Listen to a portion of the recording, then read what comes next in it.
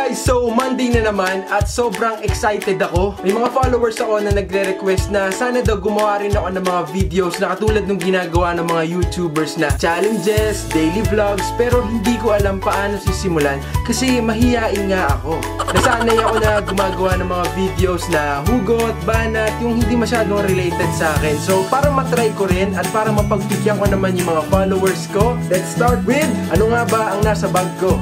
So ayun, ito yung bag ko. I got this earlier this year lang, January, during my trip in the Philippines. This is Akaba. Sobrang gusto ko yung mga bags nila. Actually, meron akong dalawa from them. Maganda siya. It's hand-woven and gawa siya ng mga ethnic groups. And itong sa akin ay gawa sa Ilocos Norte. Ayan, so meron siyang dalawang pocket sa harap. And ito yata yung logo nila. Hindi ko sure, pero you'll see this in most of their bags. And ito yung main compartment na zipper. And meron siyang pocket dito sa likod. Meron din siyang strap na so pwede mo siyang isabit or pwede mo rin siyang tanggalin para kung gusto mo na handbag siya. So, ganyan. Ayun, ang dami kong sinabi. So, ano na nga yung laman? I have a huge notebook dito.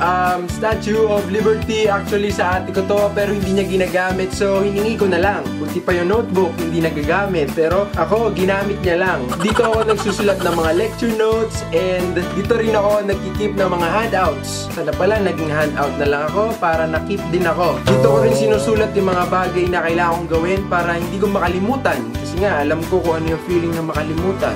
So andito pa pala yung baon ko kanina. Kinakain ko to kanina sa classroom. Pero nakakatuwa to kasi resealable siya. So kapag binuksan mo, pwede mo siya ulit isara. Maganda yung ganito, di ba? May closure. Dala-dala ko rin lagi itong glasses ko kasi nga yung mata ko parang relasyon namin dati. Sobrang okay naman pero hindi ko alam bakit biglang lumabo.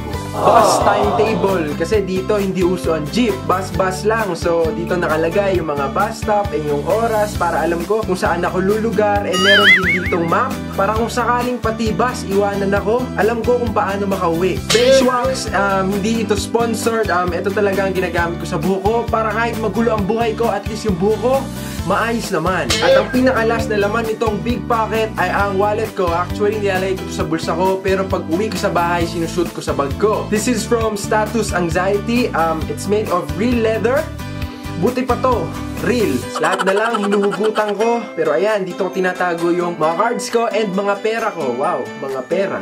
So ayun, tapos na tayo sa pinakamalaking pocket. So dito naman tayo sa maliliit na pocket. Ang first na laman nito ay earphones. This is actually a Nokia earphone pero nasira na yung Apple na kasama nung sa phone ko. So ito nung nakita ko, tinry ko siya, nag-work naman. So kahit hindi sila ginawa para sa isa't isa, compatible naman sila. Meron din ako ditong memory stick. Memories. Ang dami namin doon dati. USB na lang.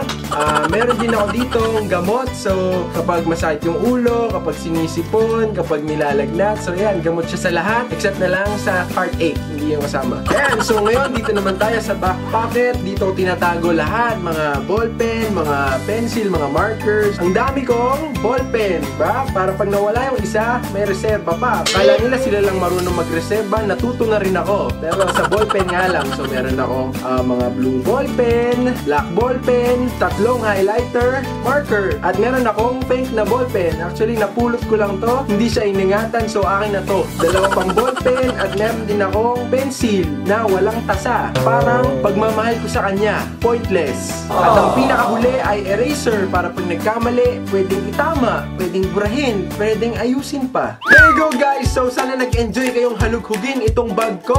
Kung ano man yung pinakita ko sa inyo, yun talaga yung laman ng bag ko. Hinugutan ko lang kaya sana nag-enjoy kayo at kung may naisip pa kayo ibang videos, i-comment nyo na lang sa baba and hopefully magawa ko ulit para sa inyo. See you!